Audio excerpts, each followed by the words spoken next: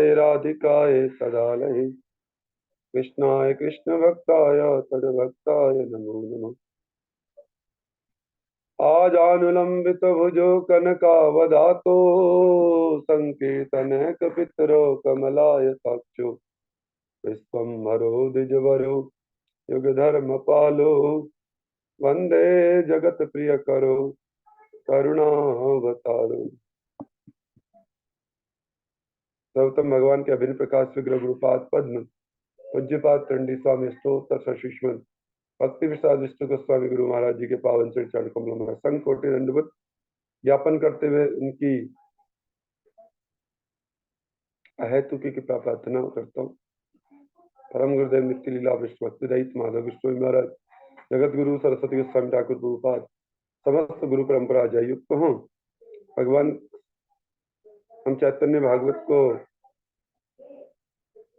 पढ़ रहे हैं और चैतन्य भागवत को समझ रहे हैं।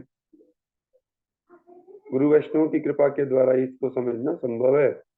बार बार कल भी इस बात को स्पष्ट किया गया। नेताई ना बलिले मुखे मजिले संसार सुखे विद्या कुले की करी बेतार। कोई भगवान को डायरेक्ट उपासना करना चाहे तो कैसे करे जब तक सदगुरु चरण आश्रय न ग्रहण किया हो, जब तक नित्यानंद प्रभु की कृपा न ली गई हो जो मूल गुरु तत्व हैं। यहाँ पर देखा बताया जा रहा है कि स्वयं पार्वती पति महादेव शिव भी अपनी 9 अरब नारियों के साथ उनकी उपासना करते हैं और सहस्त्र अरब परिचारकों के साथ उनको अपना मूल कारण मानकर मंत्र जप करते हैं। उनका किसका? बलराम जी का, नित्यानंद जी का। अब यहाँ पर आगे हम बढ़ते हैं। लघु भागवतामृत में गोलोक में संकर्षण नामक जो द्वितीय व्यू है वही भूधारी शेष के साथ मिलित होकर श्री बलराम लीलावतार के रूप में प्रकाशित हुए हैं। इसलिए भूधारी और समग्र विष्णु तत्व के सैया रूप भेद से शेष 2 प्रकार के हैं। उनके बीच में भूधारी शेष संकर्षण का आवेशावतार है, इस कारण वे भी संकर्षण नाम से कथित हैं। इन्हीं मूल संकर्षण बलदेव के ही अंशभूत संकर्षण पाताल में वास कर रहे हैं। यही तालध्वज वाग्मी अर्थात चतुस्सन के निकट श्रीमद् भागवत की व्याख्या करने वाले वनमाली एवं रत्नोज्वल फणधारी हैं। श्री संकर्षण चतुर्व्यूह के अंतर्गत प्रथम व्यू श्री वासुदेव का ही विलास विग्रह है। ये थोड़ा गंभीर है विषय, फिर भी हम श्रवण कर रहे हैं। यहाँ पर स्पष्ट बताया जा रहा है पंचम स्कंदेर भागवत कथा सर्व वैष्णवेर वंद्य बलराम गाथा। यह कथा श्रीमद् भागवत के पंचम स्कंद में स्पष्ट रूप से वर्णित हुई है। इसलिए श्री बलराम जी की चरित कथा समस्त वैष्णवों द्वारा वंदनीय है। भागवत कथा श्रीमद् भागवतम में पंचम स्कंद में स्पष्ट रूप से वर्णन हुआ है। इसलिए बलराम जी की जो चरित कथा है समस्त वैष्णव के द्वारा वंदनीय है। पंचम स्कंद की यह भागवत कथा पंचम स्कंद 17वां अध्याय 16 से 24 श्लोक कल भी बताया गया। यहाँ पर बताया गया सात्वत श्रेष्ठ गण के सहित नागपतियों ने एकांतिकी भक्ति द्वारा प्रणाम करते करते अपने मुख की शोभा का दर्शन करते हुए सुर असुर नाग सिद्ध गंधर्व विद्याधर और मुनिवृंद निरंतर श्री बलराम जी का ध्यान कर रहे हैं। वे सुललित वचनामृत द्वारा अपने पार्षद देव यूथ पतियों को सर्वदा संतुष्ट कर रहे हैं। ब्रह्मा पुत्र भगवान श्री नारद ने तुम्बुरु नामक गंधर्व के साथ ब्रह्मा की मानसी सभा में उनकी महिमा का वर्णन किया था। बलदेव जी की रास क्रीड़ा का भी वर्णन आता है, जैसे क्योंकि भगवान कृष्ण रास करते हैं और एकमात्र बलदेव जी, ये 2 ही मूल तत्व कृष्ण और साथ में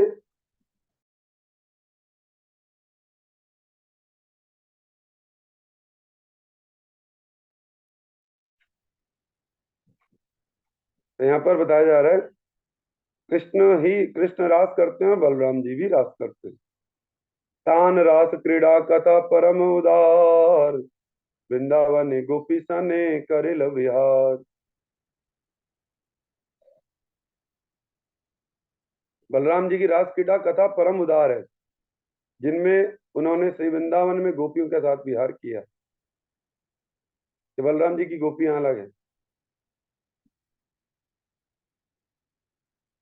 सीधा स्वामी पाद कृत भावार्थ टीपिका में रासो नाम बहु नर्तन की युक्तो नित्य विशेष, श्री सनातन गोस्वामी प्रभु कृत बृहद वैष्णव तोषणी में रास लक्षण यथा नटे गृहित कंठी नाम अन्यतर स्त्रियाम नर्तकी नाम भवेद रासो मंडली भूय नर्तनम संगीत सारवचन यथा नर्तकी त्रिनेकाभिमंडले यत्रेको नित्यति नटस्ते हल्लिसिकम विदु।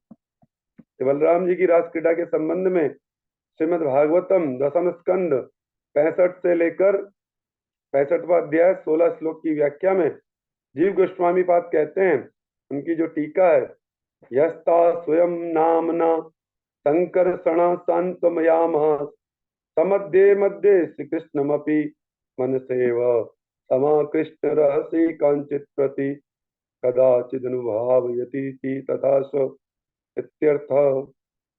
एवमेवास्य वक्ष्यमाण स्वप्रियाभिः क्रीडापि युक्ता स्यात्।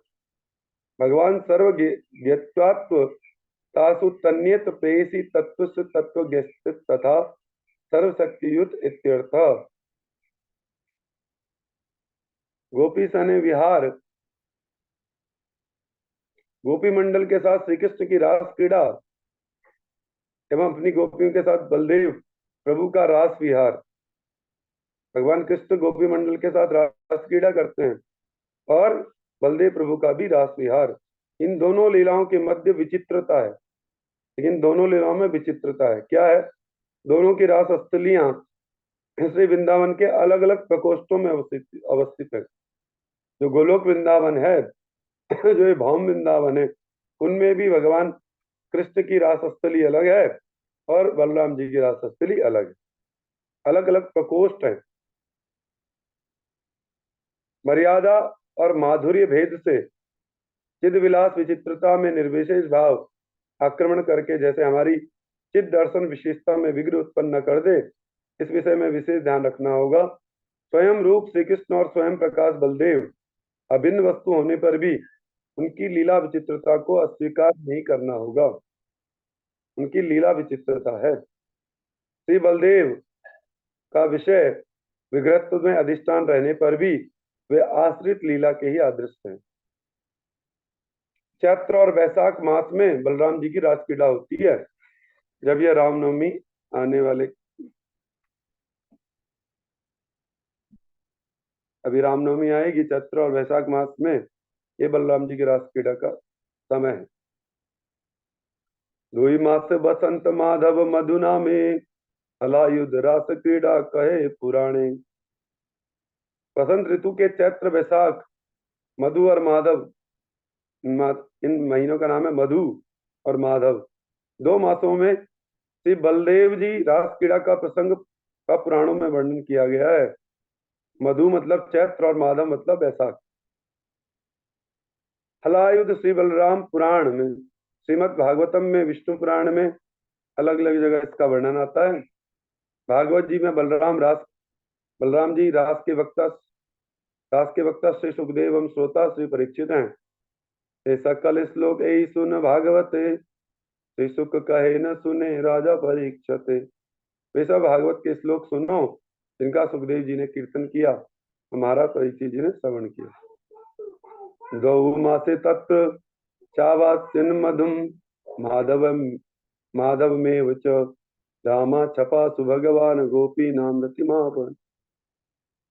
श्री सुखदेव गोस्वामी परीक्षित के निकट श्री बलदेव जी के द्वारा ब्रज निवासी पूर्व श्रोतगण के दर्शन करने के निमित्त गोकुल में गमन और कृष्ण विरह में उत्कंठित माता पितादि वयोवृद्ध गुरु जनवर्ग, समान आयु और अपने से छोटी आयु के गोप बालकों का समादर लाभ एवं कृष्ण विरह में आतुर एकांत कृष्णगत प्राण गोपियों को सांत्वना प्रदान करने के बाद इन 4 श्लोकों में अपने अधीन गोपियां सहित पूर्णिमा की रात में रास क्रीड़ा का वर्णन कर रहे हैं।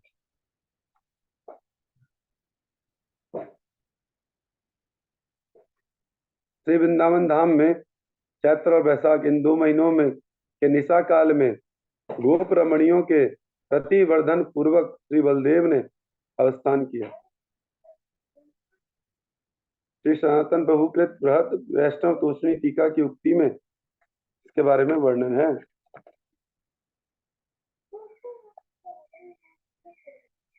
यमुना तट के राम घाट पर पूर्णिमा रात्रि में बलराम जी का रास प्रारंभ हुआ है।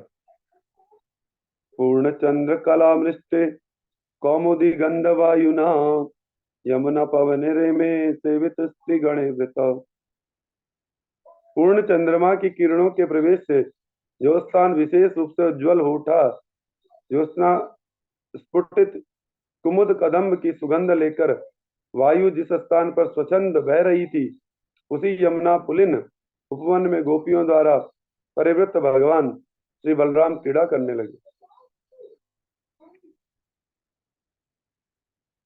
उस समय गंधर्व और मुनियों द्वारा बलराम जी का स्तुति गान किया गया। उपगीयमानो गंधर्वे वनिता शोभिमंडले प्रेमे करेणुयुतेशो महेंद्र एव वारण।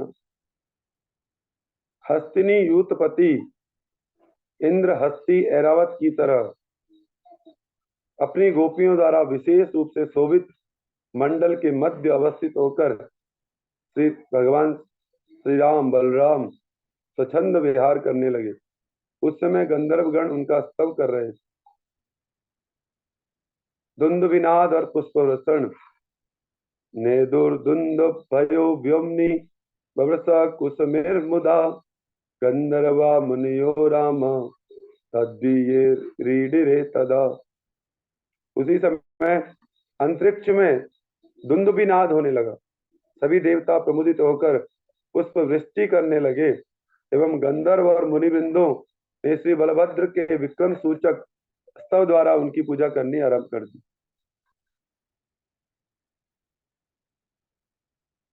विश्वनाथ चक्रवर्ती ठाकुर द्वारा अपनी अपनी टीकाओं की व्याख्या समझा जाता है कि किसी मुद्रित श्रीमद् भागवत में उनका उल्लेख नहीं है, तब भी श्री रामानुजा संप्रदाय के वीर राघवाचार्य ने स्वरचित भागवत चंद्र चंद्रिका टीका में और श्री माधव संप्रदाय के श्री विजय ध्वज तीर्थ ने अपनी रचित पद रत्नावली टीका में उनकी व्याख्या की है, जो द्रष्टव्य है।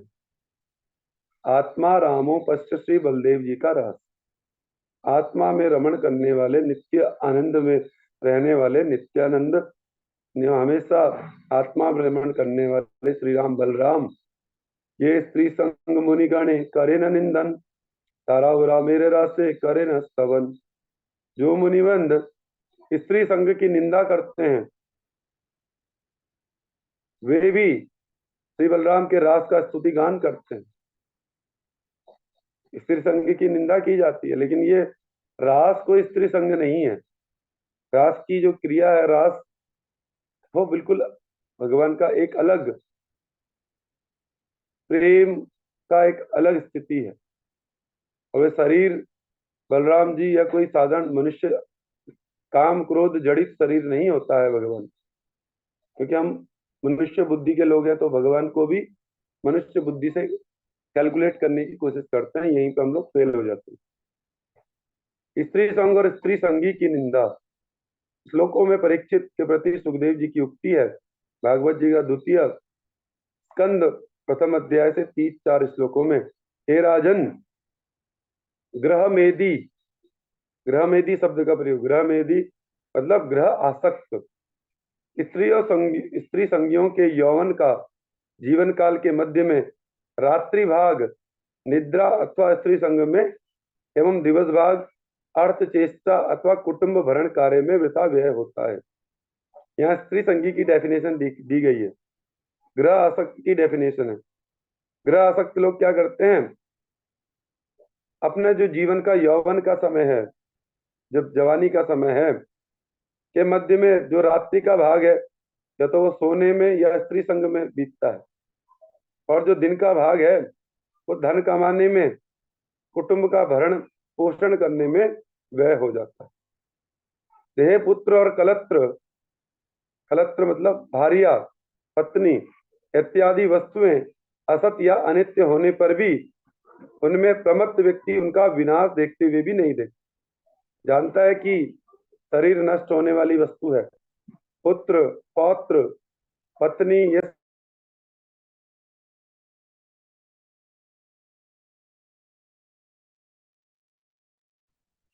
वो उनके अंदर विनाश। यह ग्रह ग्रहासक्त की डेफिनेशन, ग्रह मेदी की डेफिनेशन। भागवत जी का तृतीय स्कंद 31वां अध्याय 32 से 42 श्लोकों में माता देवहूति के प्रति भगवान श्री कपिल देव जी की उक्ति है। उपस्थ और उदर के भोगों को चरितार्थ करने में प्रवृत्त असाधुओं के साथ रहकर जीव यदि उनके पथ का ही अनुगमन करे तब वे निश्चय ही नरक में प्रवेश करते हैं। क्या बोला जा रहा है? अपने उपस्थ वेग, जननेन्द्रिय का जो वेग है, और पेट का, उदर का भूख लगना, काम वासनाओं को ये जो चरितार्थ करने में प्रवृत्त असाधुओं के साथ रहकर, ऐसे ग्रहासक्त लोगों के साथ रहकर, असाधु जो साधु नहीं है उनके साथ रहकर जीव यदि उनके पथ पर चल रहा है, जो ज्यादातर संसार में यही किया जा रहा है, करवाया जा रहा है माता पिता के द्वारा। हम संसार में हैं तो हम चाहते हैं हमारे बेटा बेटी की भी शादी हो जाए, वो भी फंसे रहे, हम पर, क्योंकि फंसे रहे मतलब मुंह से नहीं बोल रहे हैं, हृदय से नहीं बोल रहे, पर काम वो कर रहे जिससे वो फंसे रहे।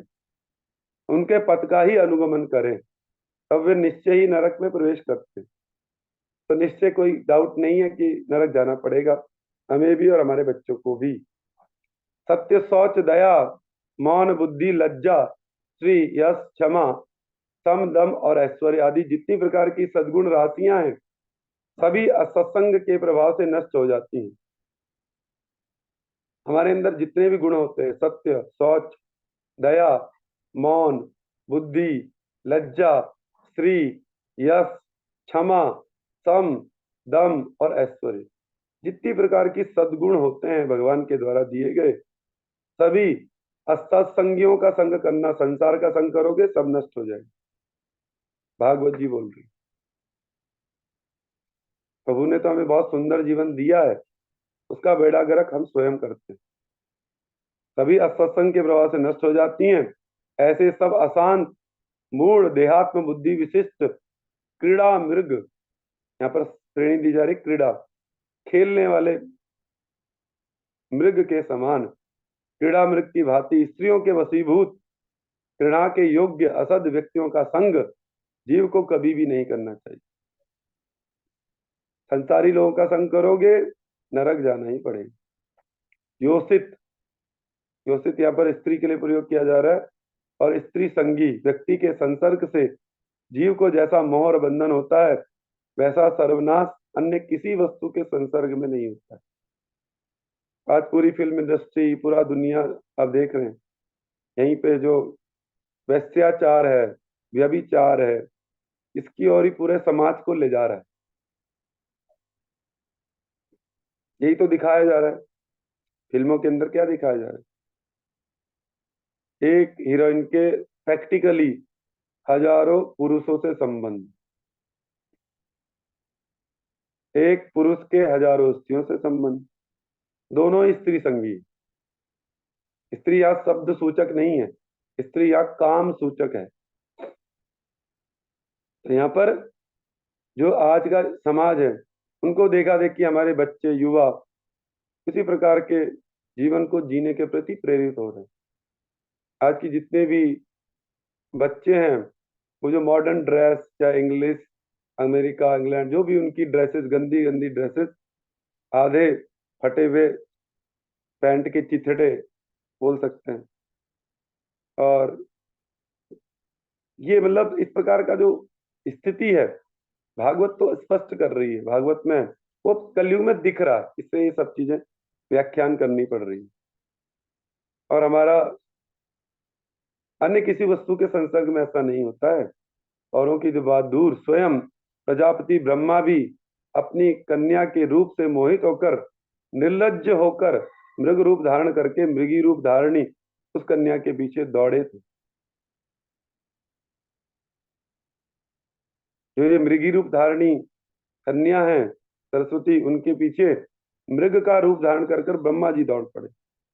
एक श्री नारायण ऋषि को छोड़कर उन्हीं ब्रह्मादि देवता उनके द्वारा शिष्ट मरिच्यादि प्रजापति, मरिच्यादि शिष्ट कश्यपादि शिष्ट देव, मनुष्यादि के मध्य ऐसा कौन ऋतिमान पुरुष है जो इस स्त्री रूपिणी माया से मोहित न हो जाए।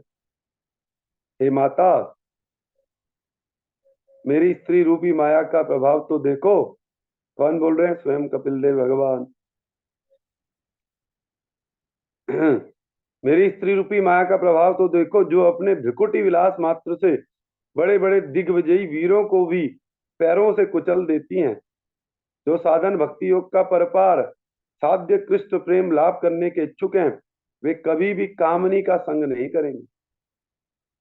कारण तत्व विदगण ने इस योषित कुल को साधक के लिए नरक का द्वार बतलाया।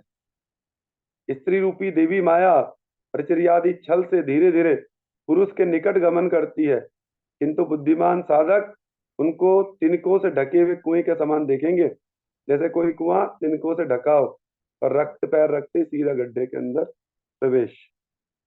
स्त्री संग के फल से स्त्री की दासता प्राप्त करके जीव गृह स्वामिनी की तरह आचरण कारिणी स्त्री रूपी मेरी माया को ही मोहवश धन पुत्र और ग्रहदाता स्वामी रूप से मानता है। स्त्री स्वभाव प्राप्त जीव का कर्तव्य है कि वह इस माया को पति पुत्र और ग्रह रूप में अपनी मृत्यु ही समझे। क्या बोल रहे हैं? स्त्री स्वभाव, यहाँ पर स्त्री स्वभाव की बात हो रही है, कामनी की बात हो रही है, जो पुरुष के अंदर भी है और संसार में आज माताओं के अंदर भी है। यहाँ स्त्री स्वभाव की बात हो रही है। वह इस माया को कैसे समझे? पति भी माया का रूप ही है, पुत्र और ग्रह रूप में अपनी मृत्यु ही समझे। ये समझ लेना, ये हमारा नरक का द्वार है। ग्रह रूप में घर में ये मृत्यु हमारे सामने खड़ी है। भागवत जी बड़ा गंभीर विषय में बोलती है। यहाँ पर बहुत कठोर भाषा का भागवत जी में प्रयोग हुआ है। उसकी उक्ति हम पढ़ते तो हमें समझ में नहीं आता, लेकिन यहाँ पर जो वैष्णव आचार्य है उनकी टीका बिल्कुल खोल के बोलती है, कोई कंफ्यूजन नहीं छोड़ती हो।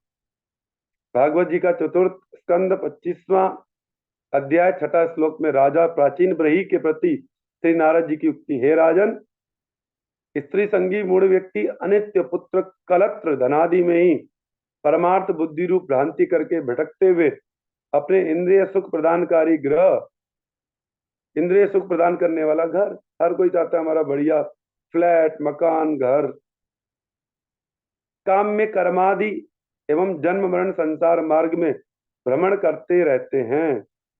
हम घर बनाते इसलिए कि सुख भोग करें। सुख क्या?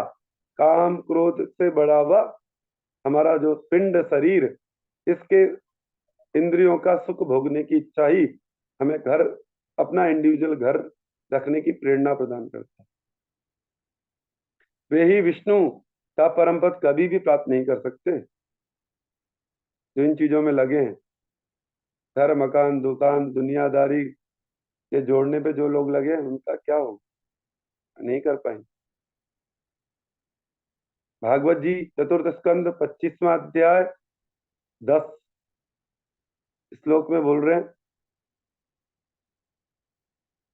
विशेष रूप से श्लोक में पुरंजन और पुंजनी उपाख्यान के माध्यम से राजा प्राचीन बही को श्री नारद जी द्वारा स्त्री संघ के इंद्रिय तर्पण के कुफल और हरितोषण के सुफल का वर्णन देखने योग्य है। इन श्लोकों में राजा प्राचीन बही के प्रति श्री नारद जी की उक्ति है, हे राजन, पुष्प की तरह पहले रसयुक्त और परिणाम में रसहीन स्त्रियों के आश्रय स्थल ग्रह में रखकर जो व्यक्ति जिह्वा और उपस्थादि इंद्रियों को लाभ करने योग्य पुष्प मधुगंध सदृश अति तुच्छ काम्य कर्म फल स्वरूप काम सुख लेश की खोज करते करते स्त्रियों के साथ सहवास करके उनके प्रति अपने चित्त का सन्निवेश कर देते हैं, भ्रमर गुंजन ध्वनि की तरह पत्नी और स्वजनादि के अत्यंत मधुर वाणी में जिनके कान अतिशय प्रलोभित हुए हैं, दिन रात, प्रति मुहूर्त, प्रति क्षण, प्रति निमेषार्ध, प्रतिपल इत्यादि काल के क्षुद्रतम अंशों को मृग के सामने उपस्थित शेर के दलों की भांति अपनी आयु हरण करते हुए देखकर भी, देख रहे हैं हम बुढ़ापे की ओर बढ़ रहे हैं, हम धीरे धीरे हमारा आयु जा रही है, उस पर ध्यान न देकर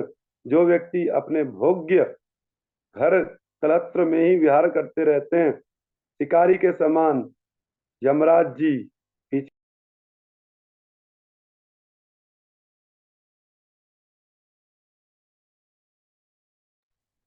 जिनके अंतःकरण में आघात करने में नियुक्त हुआ है, उसी हरितोषण विमुख स्त्री संगी संसार मरणोहत हृदय जीव की अवस्था पर विचार कीजिए।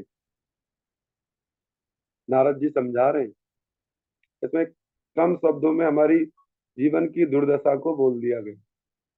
अतएव हे राजन, आप नितांत कामुक दल की असत वार्ता मुखरित इंद्रिय तर्पण परायण योषित संग युक्त आश्रम का परित्याग करके, इसीलिए तो बोला गृहस्थ की एक लिमिटेशन है, कब तक रहोगे गृहस्थ, फिर भी घर में ही अगर नाती पोते खिलाने हैं तो फिर रहो, संसार में फिर तो रहना ही पड़ेगा। योषित संगयुक्त आश्रम का परित्याग करके शुद्ध मुक्त जीवों के एकमात्र आश्रय स्थल श्री हरि की प्रीति का विधान कीजिए। इस प्रकार धीरे धीरे असत्संग से विरत हो जाइए। भागवत जी बहुत ही स्पष्ट यहाँ पर टीका के माध्यम से वैष्णवाचार्यों ने स्पष्ट कर दिया है हमारे जीवन की अवस्था कैसे भगवत प्राप्ति में मांगे जा सकते हैं। हम जो कर रहे हैं वो तो रास्ता नहीं है, हम ग्रस्त होके विषय भोगों में लगे पड़े हैं, काम क्रोध के पुतले बने पड़े हैं, ये तो रास्ता नहीं है। भागवत जी पंचम स्कंद पहला अध्याय श्लोक में 29 श्लोक में सार्वभौम नृपति गृहस्थ वैष्णव श्री प्रियव्रत के संबंध में परीक्षित के प्रति सुखदेव जी की उक्ति है। महाराज प्रियव्रत का गृहस्थ लीला अभिनय भी यथेष्ट था। उनकी पत्नी विश्वकर्मा की कन्या सामग्री भरिस्मति का पति दर्शन में हर्ष और अभ्युत्थान, अंगावरण चेष्टा, ललित गमनादि चाल चलन, स्त्री सुलभ कटाक्ष निक्षेपादि, श्रृंगार विलास प्रकाश, लज्जा से संकुचित मंद हास्य और मनोहर परिहास वाक्यादि प्रतिदिन वृद्धि प्राप्त होने पर उसके द्वारा प्रियव्रत का सद असद विवेक ज्ञान जैसे पराजित होने लगा था। प्रियव्रत महाराज का जैसा इतना सद असद के प्रति विवेक ज्ञान सबका सब धीरे धीरे क्या होने लगा था, पराजित हो गया था। इसलिए विषयों की आसक्ति के वशीभूत होकर वह आत्मविस्मित जैसे अर्थात स्वरूपोपलब्धिहीन व्यक्ति की तरह राज्य भोग करने लगे। भागवत में पंचम स्कंद प्रथम अध्याय 37 श्लोक में भी विषय भोगों को धिक्कारते हुए प्रियव्रत के वचन, अहो मैंने कितनी बार असत कार्य किया, इंद्रियों ने इतने दिनों तक मुझको अविद्या जनित वसिया अंधकूप में अभिनिविष्ट करके रखा हुआ था।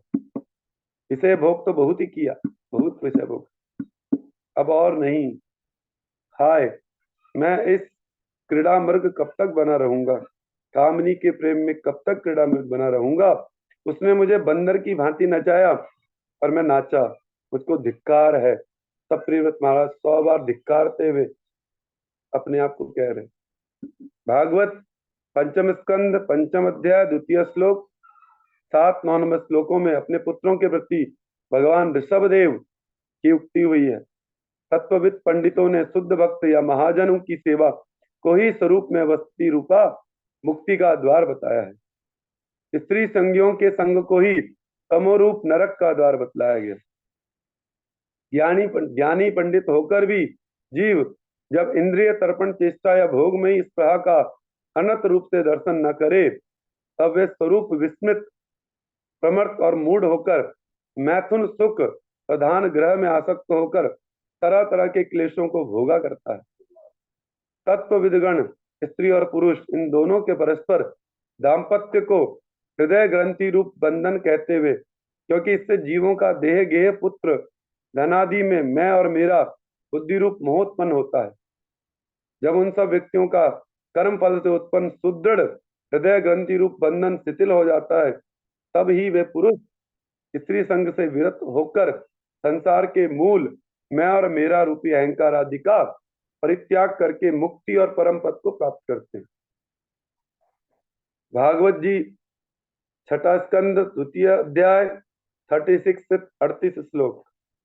विष्णु दूतों की कृपा से यमदूतों के पास से मुक्त अजामिल के आत्मज्ञानी पूर्ण वाक्य देहादि में आत्मबुद्धि होने से ही विषय भोग कामना आती है।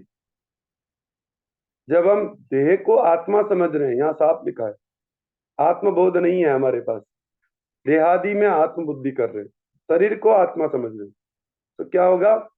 विषय भोग की कामना भी बढ़ेगी, आएगी, क्योंकि आप आत्मा को अलग जस्टिफाई नहीं कर पा रहे हैं, आत्मचिंतन नहीं कर रहे हैं, शास्त्र श्रवण नहीं कर रहे हैं। फिर इसी भोग कामना से ही जड़ीय अशुभ अशुभ कर्मों में आसक्ति होती है, और यही जीव का बंधन है। इस बंधन का मैं मोचन करूंगा। रमणी रूपणी जो विष्णु माया ने क्रीड़ा मृग की भांति मुझ अधम को लेकर अच्छी प्रकार से नाच नचाया है, उसी मायाग्रस्त अपने मन का भी मैं मोचन करूंगा। परमार्थ वास्तव वस्तु में बुद्धि स्थिर होने पर मैं और मेरा रूपी ज्ञान का परित्याग करके श्री नाम संकीर्तन आदि के प्रभाव से शोधित चित्त को मैं भगवान श्री कृष्ण के प्रति नियोजित करूंगा।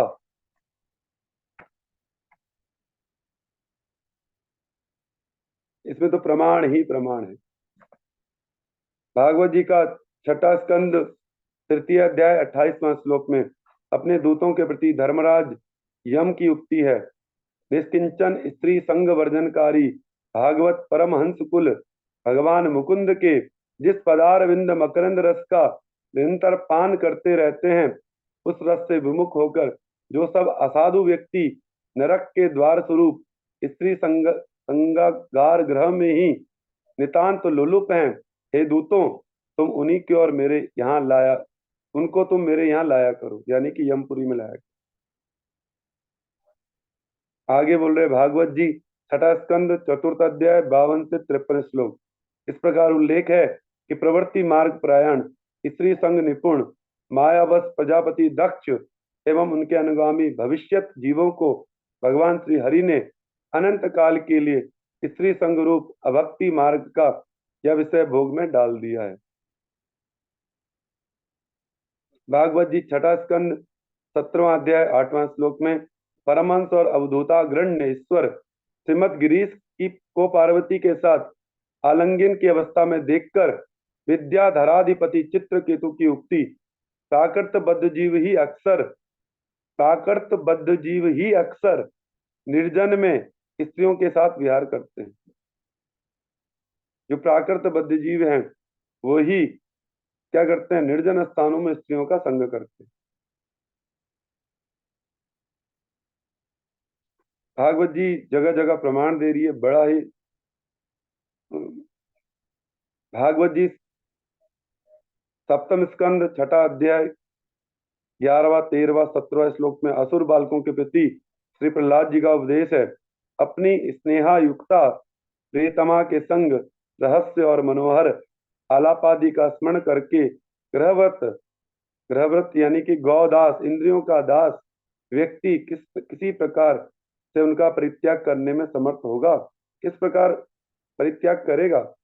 समर्थवान वह व्यक्ति जिह्वा और उपस्थेंद्रिय से उत्पन्न सुख को ही अभीष्ट वस्तु रूप से समझने के कारण अत्यंत मोहग्रस्त होकर कैसे वैराग्य युक्त भक्ति का अनुष्ठान करेगा?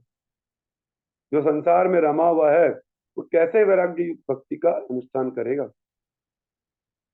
भागवत जी सप्तम स्कंद 9वां अध्याय 45वें श्लोक में श्री नरसिंहदेव के प्रति प्रहलाद जी की उक्ति ग्रहासक्त व्यक्तियों का स्त्री संगादि से प्राप्त सुख नितांत तुच्छ है। दोनों हाथों से खुजलाने की भांति उसमें भी सुख के बाद दुख की ही वृद्धि होती है, किंतु कामुक दीन व्यक्ति उसके परिणाम में बहुत दुख भोगने पर भी उससे तृप्त या विरत नहीं होता, केवल आपकी कृपा दृष्टिमान भक्तगण ही इस काम का वेग सहन कर सकते हैं और कोई दूसरा नहीं।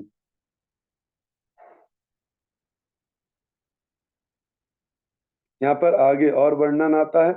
भागवत जी सप्तम स्कंद 12वां अध्याय 6वां 7वां श्लोक 9वां 11वां श्लोक 9 से 11वां श्लोक। धर्मराज युधिष्ठिर के प्रति श्री नारद जी का आश्रम धर्म वर्णन। स्त्री और स्त्री संगी व्यक्तियों के साथ जितना प्रयोजन हो, यहाँ पर बार बार बता रहे हैं, स्त्री स्वभाव की बात हो रही है, स्त्री संगी की बात हो रही है। स्त्री संगी जो लोग सिर्फ काम वेग का ही चिंतन करते रहते हैं, काम क्रोध लोभ का चिंतन, ऐसे व्यक्ति भी आपको नरक जरूर ले जाएंगे। जितना प्रयोजन हो मात्र उतना ही व्यवहार करना, इनके साथ सिर्फ व्यवहार रखना, इनसे मित्रता बिल्कुल नहीं। सभी को कामनी गाथा ग्राम्य कथा का वर्जन करना चाहिए। आजकल अखबारों में, टेलीविजन में, यूट्यूब में सब क्या है, हर एड के अंदर एक किसी कन्या को, किसी लड़की को इस प्रकार के वस्त्र आदि पहनाकर उस सामान को बेचने की विद्या क्या है, काम वेग को बढ़ाने का ही तो साधन, उसको एक प्रोडक्ट बनाकर बेचने का ही तो माध्यम बना हुआ है। आज आप फिल्म इंडस्ट्री पूरी की पूरी वैश्यावृत्ति को ही बढ़ावा दे रही है, सारा संसार को दूषित, सनातन धर्म को दूषित करने पे लगी है। और इसका परिणाम आज कलयुग में सब लोग देख भी रहे हैं। तो यहाँ पर स्पष्ट वर्णन आ रहा है कि कामनी गाथा ग्राम्य कथा, इसीलिए ये संसारिक जो न्यूज़पेपर्स होते हैं इनको पढ़ना और खतरनाक विषय है, क्योंकि वो मन चिंतन में जाता है। ऐसे चित्र देखना, ऐसे गलत प्रकार के कार्य करना हमें जीवन में नरक की ओर अवश्य ले जाएगा, क्योंकि प्रबल इंद्रियां त्यक्त ग्रह सन्यासी का भी मन हरण कर लेती हैं। इंद्रियां का वेग इतना प्रबल है, वो सन्यासी को नहीं छोड़ती तो इंसान, साधारण गृहस्थ व्यक्ति और साधारण जनों की तो बात ही क्या है। नारी साक्षात अग्नि एवं पुरुष घी के कलश के समान है, इसलिए निर्जन में शास्त्र बोल रहा है अपनी कन्या के साथ भी अवस्थान चेष्टा का परित्याग करें। ये शास्त्र में कई जगह लिखा है। आजकल माता पिता इस बात को समझ नहीं पाते, अपने मन अनुरूप जीवन जीते हैं। शास्त्र स्पष्ट मना कर रहा है, कभी भी अपनी कन्या चाहे छोटी हो, छोटी 7 8 तक किसी भी उम्र की कन्या, उसके साथ एकांत में भी पिता को भी नहीं रहना चाहिए। इस प्रकार का शास्त्र का आदेश है। तब तक जीव स्वरूप साक्षात्कार के द्वारा देहेंद्रिय सुख आदि को विकार रूप सुखाभास निश्चित करके अनर्थ मुक्त न हो जाएं, तब तक साधन अवस्था में स्त्री पुरुष भेद ज्ञान से विरत होकर वे भोक्ता बुद्धि परस संभोग के लिए एक ही बुद्धि न करें, क्योंकि उसी जड़ीय भोक्ता बुद्धि से ही बुद्धि विपर्य अर्थात भोक्ता अभिमान से भोग्य बुद्धि उत्पन्न होती है। इसलिए अद्वैत ज्ञान अनुशीलन द्वारा क्रमशः जड़ीय स्त्री पुरुष भेद, पहले तो हमें ये बोध है ना, हम तो शरीर को स्त्री या पुरुष मानते हैं, और आत्मा का तो स्थिति अलग ही है। जो परमार्थिक, जो आध्यात्मिक देह है, उसकी स्थिति भगवान से प्रेम की अलग है। हम तो इसी के कारण तो माया में फंसे हैं, क्योंकि हम अपने आप को पुरुष या स्त्री मानते हैं और इस देह को ही आत्मा मानते हैं। तो यहाँ पर बताया जा रहा है, क्या गृहस्थ, क्या त्यक्त ग्रह, क्या चाहे कोई गृहस्थ हो, चाहे घर त्यागा हुआ व्यक्ति ही क्यों ना हो, यति हो, सन्यासी हो, सबके पक्ष में यही कथन वर्णन हुआ है। भागवत जी सप्तम स्कंद 14वां अध्याय 12 से 13 श्लोकों में भी युधिष्ठिर के प्रति श्री नारद जी की उक्ति है, जो व्यक्ति प्राणों से अधिक प्रेतमा स्त्री के प्रति भोक्ता बुद्धि का परित्याग करते हैं, वे निश्चय ही भगवान अजित को जय कर लेते हैं।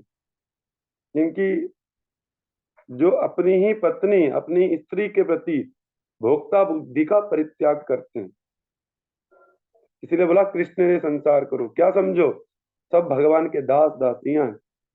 ये हमारी, हम भोग करने वाले हैं, ये हमारा भोग्य वस्तु है। ये बुद्धि हमें भगवान तक नहीं पहुंचा सकती।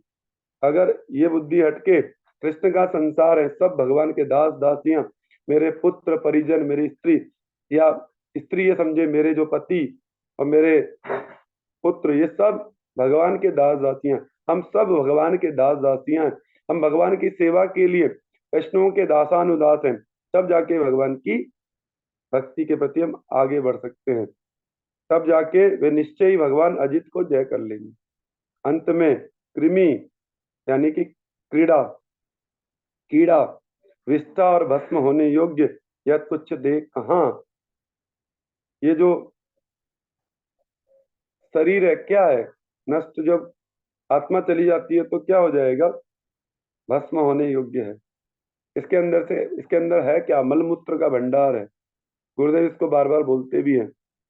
भगवान ने बनाया ऐसा बंदा जिसमें माल भरा सबसे गंदा।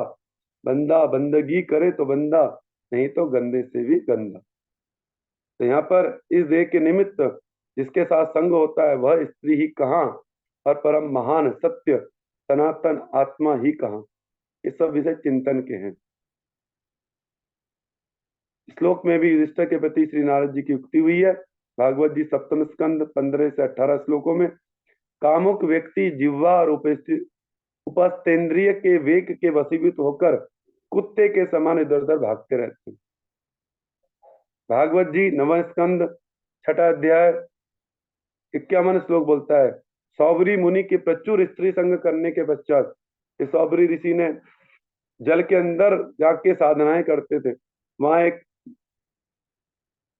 मछली मच्छा को मैथुन करते हुए देख लिया, बस वहीं से काम विकार पैदा हो गया और हजारों स्त्रियों के साथ विहार किया, शादी की और पता नहीं कितना स्त्री संग किया।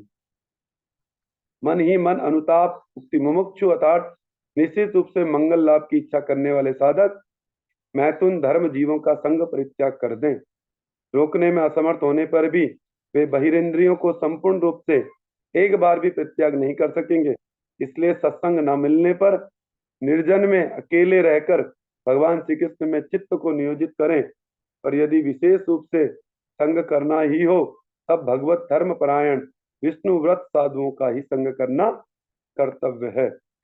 आज की क्लास को बड़ा ही टॉपिक गंभीर टॉपिक है और वास्तविक सत्य को उजागर करने वाले चैतन्य भागवत का स्पष्ट वैष्णव आचार्यों की टीकाएं, उनको समझना, अगर हम समझ गए तो जीवन हमारा भक्ति में अग्रसर हो जाएगा। और ये समझने का ही विषय है, बोलने का विषय कम है, लेकिन फिर भी बिना बोले हम समझ नहीं पाते, तो इसलिए शास्त्र लिखित रूप में देता है और उसको बिना बोले हम समझ नहीं सकते। अपनी वाणी को ये वहीं पे हम भागवत जी को, चैतन्य भागवत को विश्राम देते हैं। कल फिर इसको आगे आरंभ करेंगे।